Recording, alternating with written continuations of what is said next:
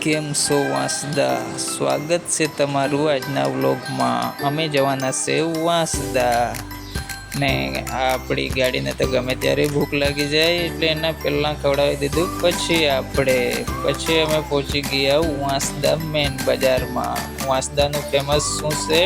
Tower. આ tower જોયું હોય એ કમેન્ટ કરી દેજો.